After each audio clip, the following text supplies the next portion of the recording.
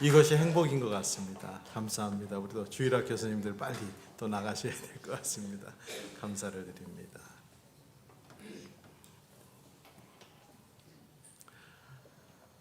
앞에 화면에 보이는 작은 조각상, 아직 안 보이네요. 이 화면에 보이는 작은 조각상은 아브라함의 고향 우르, 현재 이라크에 있는 우르 발굴 현장에서 출토된 형상입니다. 학자들은 이 조각상이 제작된 시기를 기원전 2500년 전, 그러니까 아브라함 시대 이전으로 추정합니다. 아브라함은 약 2100년에서 2200년 주전 시기의 사람인데, 높이가 45cm 정도에 불과한 이 조각상은 뒷발로 선 채 작은 나무 꼭대기를 들여다보고 있는 뿔이 있는 염소를 묘사하고 있습니다. 탁자나 받침대를 지지하는 용도로 사용되었을 것으로 추정하고 있습니다. 고고학자 레너드 울리라는 분은 갈대아 우르의 원주민이었던 아브라함이 아들 이삭을 희생제물로 바치려 했던 오늘의 그 성경 속 이야기를 바탕으로 이 조각상의 제목을 지어주기를 수풀에 걸려있는 순양이라는 이름을 이 조각상에 지어주었습니다.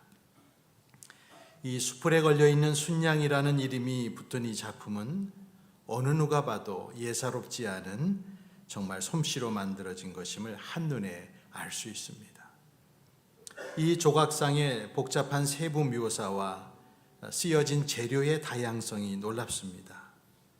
직접 본 분에 의하면 조그마한 받침대는 자잘한 붉은 석회암과 조개 껍데기로 된 모자이크 장식이 있다고 합니다.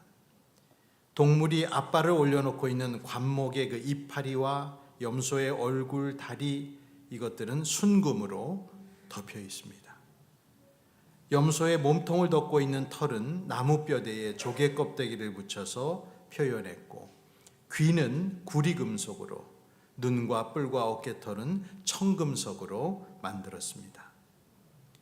우리는 이 2500년이 된 작품을 통해서 아브라함이 하나님의 부르심에 순종하여 고향을 떠났을 때 얼마나 큰 희생을 치렀는지, 얼마나 큰 믿음이 있어야 그렇게 할 수 있었는지를 다시 한번 생각해 볼 수 있게 됩니다.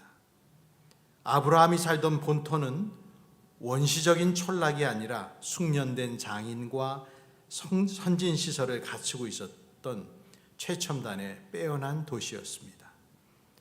아브라함은 선진 문명과 기술 그리고 특권이 넘쳐나던 사회를 뒤로 하고 떠난 것이죠. 낯선 땅을 향해 출발하면서 익숙한 모든 것을 남겨뒀습니다. 단단한 벽돌집에 살던 그가 고향을 떠나 장막집, 텐트에 머물렀습니다. 가나안 땅에서 나그네의 삶, 거류민의 삶을 살면서 유일하신 창조주 여호와 하나님을 부르면서 믿음으로 순종하며 하나님을 알아가고 믿었습니다. 오늘 역시도 아브라함의 믿음을 묵상하는 설교, 아브라함 네 번째 설교 시간입니다. 아브라함의 생애 중에 그 아들 이삭을 희생제물로 드리려 했던 이야기는 아브라함의 믿음에 대한 최종 시험이라고 할 만한 사건이었습니다. 성경에 유일하게 등장하는 인간 희생제물 사건은 처음 읽는 사람들을 놀라게 해버립니다. 전에도 잠깐 언급한 것처럼 하나님께서는 이 유일신 여호와 하나님을 알아가던 이 아브라함에게, 아브라함 당시에는 굉장히 일반적이었던 인간 희생 제사를 통해서 당시의 문화적인 높이에서 아브라함을 시험한 것으로 우리는 해석하고 있습니다. 하나님께서 인간 희생 제물을 정말 원하신 것은 아니었습니다. 오히려 미워하신 분이죠. 성경에 일치된 증언입니다. 스스로 모순되지 않으시는 하나님께서는 더 큰 목적을 위하여 아브라함을 시험하셨습니다. 아브라함도 그 사실을 모르지 않고 있었고, 표면적인 것보다 더 높은 뜻을 가진 하나님을 신뢰했음을 우린 성경을 통해 알 수 있는데, 히브리서 11장 17절에서 19절은 이렇게 기록합니다. 아브라함은 시험을 받을 때에 믿음으로 이삭을 드렸으니 그는 약속들을 받은 자로 돼 그 외아들을 드렸느니라. 그에게 이미 말씀하시기를 네 자손이라 칭할 자는 이삭으로 말미암으리라 하셨으니 그가 하나님이 능히 이삭을 죽은 자 가운데서 다시 살리실 줄로 생각한지라. 비유컨대 그를 죽은 자 가운데서 도로받은 것이니라. 하나님께서 아브라함을 시험하시려고 아브라함을 부르시고 아브라함에게 사랑하는 독자, 하나밖에 없는 독자 이삭을 하나님이 지정하신 산으로 데리고 가서 거기서 동물을 잡아 제사를 드리는 번제 형식으로 아들을 죽여서 드리라고 명하셨습니다. 거기서부터 시작된 아들 이삭을 번제로 드리러 가는 여정과 도착한 곳에서 감행한 아들을 죽이기 위해 높이 든 이삭의 칼날은 하나님의 멈추라라는 신호가 아니었다면 결국 독자 이삭의 가슴에 그 칼은 꽂혔을 것입니다. 이 짧은 순간에 아브라함의 행동을 제지하는 천사의 정지 신호는 매우 급박하게 느껴지는데 아브라함의 이름을 2번이나 불렀습니다. 아브라함아, 아브라함아. 12절에 보면 사자가 이르시되 그 아이에게 네 손을 대지 말라. 그에게 아무 일도 하지 말라. 네가 네 아들 네 독자까지도 내게 아끼지 아니하였으니 내가 이제야 네가 하나님을 경외하는 줄을 아노라 라고 하십니다. 아브라함에게 내려졌던 이날의 시험은 인간이 경험할 수 있는 가장 고난도의 시험이라 할 수 있습니다. 사람이 자신이 가장 사랑하는 것을 마치 없었던 것처럼 던져야 한다면 그것은 얼마나 큰 시련입니까? 혹독한 시련입니다. 욥의 고난도 시련도 그러했습니다. 100살에 얻은 아들 이삭이 아버지와 함께 나무를 등에 지고 산에 오를 정도라면은 이 이삭의 나이는 소년기를 넘어선 나이였을 것입니다. 그렇다면 아브라함의 나이도 120세 근처거나 아마 130세일 수도 있습니다. 여호와 하나님을 따른 지 언 45년에서 50여 년이 지난 시점이었을 것 같은데 새삼스럽게 시험이라니요. 사람 나이 100살이 넘어서 시험 받을 게 남아 있습니까? 아브라함은 99세에 할례를 받고 이름도 개명했고 하나님이 주신 약속을 통해서 바라고 원했던 아들을 드디어 얻어서 기뻐하며 그 아들을 키우고 살았는데 이제 와서 주었던 것을 다시 빼앗듯이 아들을 희생 제물로 드리라니 어떻게 이런 일이 도무지 어떻게 있을 수 있습니까? 우리 모두를 걸려 넘어지게 하는 상황입니다. 여러분, 사람을 생각해 봅니다. 그리고 인간의 인격을 생각해 봅니다. 성경 인물들 중에는 나이 들어서 범죄하고 죽기 바로 몇 년 전에 넘어지면서 하나님을 외면하거나 떠난 것을 곳곳에서 봅니다. 얼마 전 새벽 기도회에서 역대하 16장 9절을 묵상하다가 아사 왕을 봤는데 아사 왕은 젊은 나날 하나님 앞에 칭찬받는 일도 했지만 삶의 가장 끝에서 발에 병이 들었습니다. 발병이 났는데 그 고통을 당할 때에 하나님을 의지하고 하나님께 기도하기보다는 의술을 의지하다가 투병 3년 만에 죽는 것을 보았습니다. 우리의 신앙이란 결코 나이가 먹었다고 저절로 무르익지 않습니다. 신앙은 과일이 아닙니다. 포도주가 아닙니다.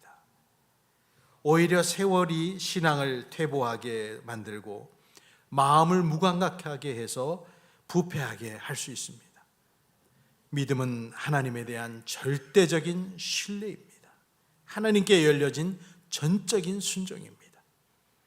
신뢰의 최정상에 올라가지 못했는데 자신이 올라갔다고 착각하게 되면 삶의 열매들로 그것이 나타납니다.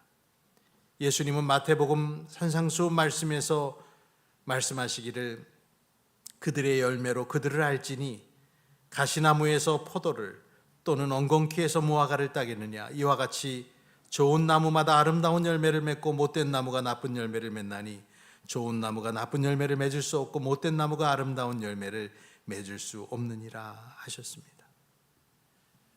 믿음이란 반드시 시련을 통과해야 됩니다.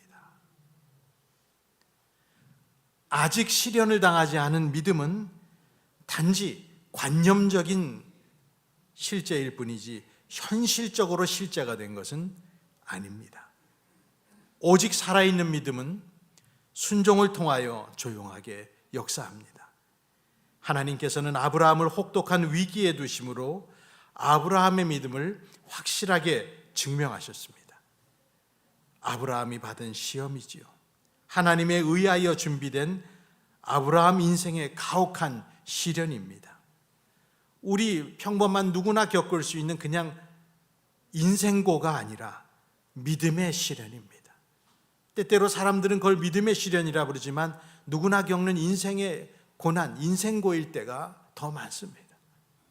믿음의 시련은 하나님께로부터 준비되어 우리에게 베풀어집니다. 하나님이 아브라함을 시험하시려고 그를 부르시되, 앞서 한 장 앞인 21장 33절에 보면은 그 당시 아브라함은 부엘세바라고 하는 유서 깊은 곳에서 영원하신 여호와 하나님의 이름을 불렀다고 창세기 21장 33절에 기록되어 있습니다. 쉽게 번역하면 영생하시는 주 하나님의 이름을 부르며 예배를 드렸다. 믿음은 관념으로 생각으로 머물 때가 많습니다. 영생하시는 하나님, 복의 근원이신 하나님, 사랑이 많으시고 오래 참으시는 하나님, 이러한 여러 말들은 단지 관념으로, 이런 말들이 단지 생각으로 정체되어 있다면 아직 믿음은 실제가 아닙니다. 아브라함이 하나님을 영생하시는 주 하나님으로 불렀다면 그 믿음은 삶 가운데 정말로 실제가 되어야 됩니다. 아직 시련을 당하지 않은 믿음은 관념에 지나지 않습니다. 믿음은 논리가 아닙니다. 논리의 차원에서 역사하시는 것이 아니라 살아있는 순종을 통하여 우리의 삶에 조용히 역사합니다. 아버지 하나님께서는 아브라함을 가장 혹독한 위기에 처하게 하시고 그의 믿음을 확증케 하셨습니다. 사랑하는 아들 이삭을 통하여 그의 믿음을 확증하게 하셨습니다. 우리는 자기 자신이 가장 사랑하는 대상을 마음 깊은 곳으로부터 하나님께 드림으로 우리의 믿음을 드러낼 수가 있습니다. 아브라함을 시험하신 뜻이 12절에 나와 있습니다. 12절 중반절에 네가 네 아들 네 독자까지도 내게 아끼지 아니하였으니 내가 이제야 네가 하나님을 경외하는 줄을 아노라. 이날의 아브라함은 정말 거짓말 같은 엄청난 믿음을 보여줬습니다. 아브라함 인생에서 도무지 빼앗기고 싶지 않았을 것 같은 100세에 얻은, 기적적으로 얻은 사랑하고 또 사랑하고 또 사랑하는 그의 생명 같은 아들 이삭. 하나님께서 아브라함에게 이 이삭을 번제로 드리라고 명령하실 때 꼭 꼬집어서 뭐라고 하셨습니까? 2절에 여호와께서 이르시되 네 아들, 네 사랑하는 독자 하나밖에 없는 아들을 번제로 드리라. 네 사랑하는 아들을 드려라.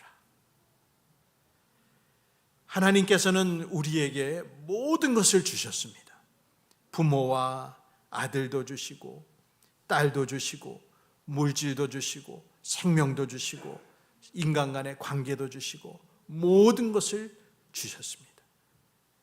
그것이 하나님으로부터 왔기 때문에 그 모든 것들은 다 귀하고 아름답습니다. 그러나 우리가 그것들을 하나님보다 위에 두는 것은 하나님의 원하시는 바가 아니죠.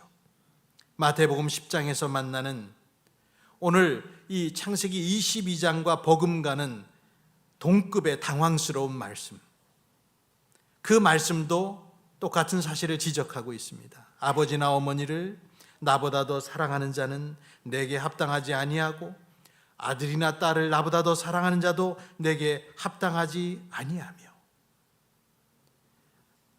자식을 하나님보다 더 앞세워서 책망받은 대표적인 사람, 사사시대의 제사장 엘리 제사장이 있습니다. 제사장으로서의 자기의 직무, 성결의 의무, 하나님 중심주의보다는 자식에 대한 사랑을 더 중시하여 하나님 앞에 책망을 들었는데, 하나님은 엘리 제사장에게 말씀하시기를 사무엘상 2장 11절에 너희는 어찌하여 내가 내 처소에서 명령한 내 제물과 예물을 밟으며 네 아들들을 나보다 더 중히 여겨 내 백성 이스라엘이 드리는 가장 좋은 것으로 너희들을 살찌게 하느냐. 이것이 엘리의 죄였습니다. 아브라함이 사랑하는 아들 이삭을 기꺼이 희생하려 한 것은 여호와 하나님에 대한 어마어마한 신뢰입니다. 아브라함은 신뢰의 최정상에 올랐습니다. 조금 전에도 읽었지만 히브리서 11장은 이렇게 말하죠. 아브라함은 시험을 받을 때에 믿음으로 이삭을 드렸으니 그는 약속들을 받은 자로 돼 그 외아들을 드렸느니라. 그에게 이미 말씀하시기를 네 자손이라 칭할 자는 이삭으로 말미암으리라 하셨으니 그가 하나님이 능히 이삭을 죽은 자 가운데서 다시 살리실 줄로 생각한지라. 아브라함의 믿음은, 신뢰는 어디까지 미쳤습니까? 내 아들은 죽어도 하나님이 다시 살리실 수 있으시다 라는 데까지 미쳤습니다. 하나님의 전능하심에 완전히 자신을 맡기고 하나님의 하실 일에 내 생각과 이치보다는 하나님의 뜻을 추구한 사람이 아브라함이었습니다. 이 신앙은 예수님께서도 평생의 삶을 통해 보여주셨고, 십자가를 지시는 일에 성부 하나님의 뜻을 온전히 순종함으로 우리에게도 보여주셨습니다. 또한 베드로도 실패를 딛고 새로워진 모습을 통하여 이 신앙에 도달했고, 이방의 빛이었고 사도였던 사도 바울도 이와 동일한 신앙을 보여줬습니다. 빌립보서 1장 20절에서 21절에 바울은 말합니다. 나의 간절한 기대와 소망을 따라 아무 일에든지 부끄러워하지 아니하고 지금도 전과 같이 온전히 담대하여 살든지 죽든지 내 몸에서 그리스도가 존귀하게 되게 하려 하나니 이는 내게 사는 것이 그리스도니 죽는 것도 유익함이라. 최정상의 신뢰에 이르렀습니다. 사랑하는 아들 이삭을 하나님의 명령에 따라 드리며 신뢰의 최정상에 오른 아브라함은 오늘 저와 여러분의 믿음의 본보기입니다. 아브라함의 신앙은 절대적 신뢰 속에 꽃이 핀 믿음의 최정상에 선 탁월한 믿음이었습니다. 네가 네 아들 독자까지도 아끼지 아니하였으니 내가 이제야 네가 하나님을 경외하는 줄을 아노라. 관념이 아니라 실제가 된 믿음은 하나님을 무한 신뢰하는 믿음입니다.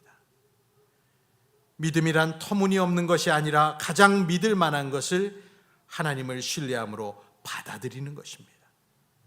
예수님께서는 그 어떤 것보다 하나님 위에 두지 말라고 당부하셨습니다. 심지어는 우리 스스로의 목숨도 중히 여기지 않도록 나를 위하여 자기 목숨을 잃는 자는 얻으리라 라고 하셨습니다.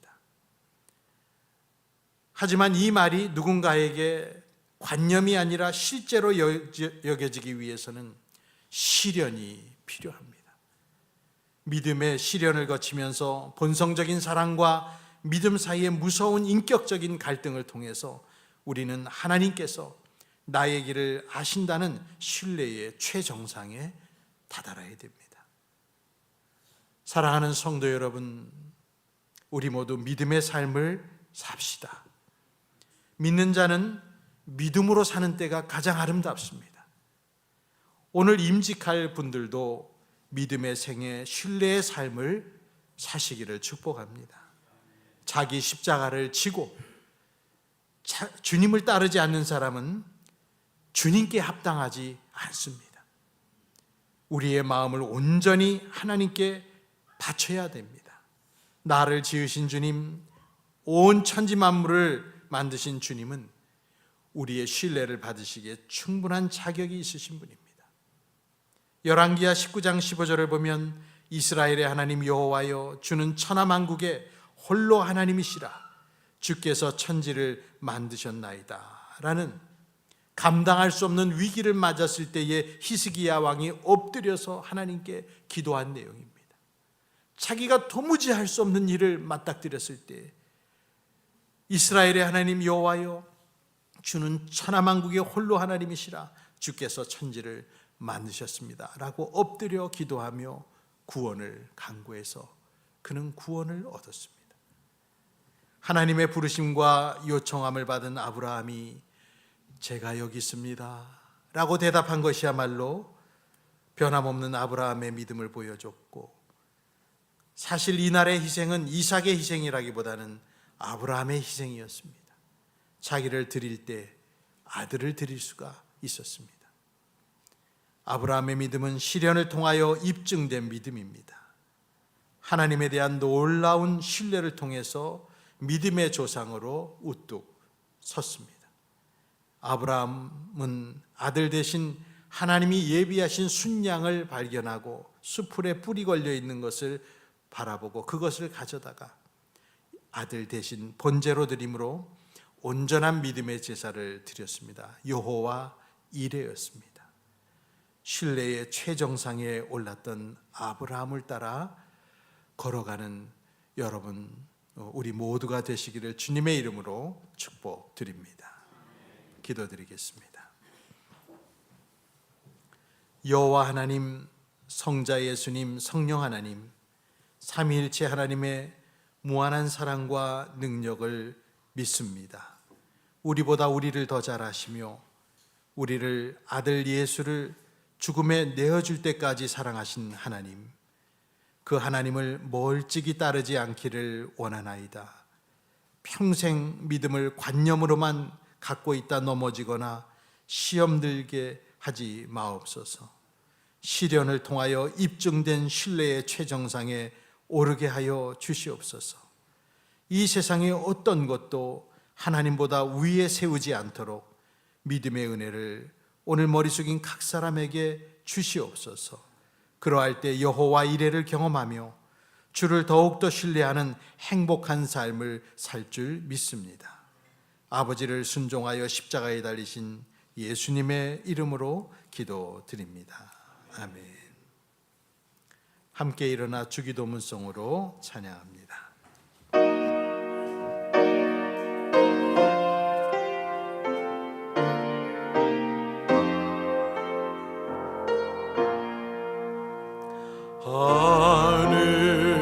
하늘에 계신 아버지, 이름 거룩하사 주님 나라 임하시고 뜻이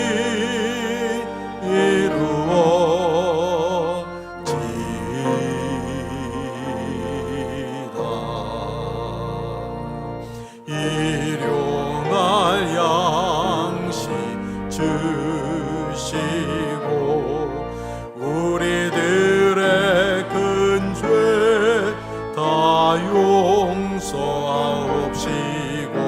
또 시험에 들게 마시고 악에서 구원하소서. 대개 주의 나라 주의 권세 주의 영광 영원히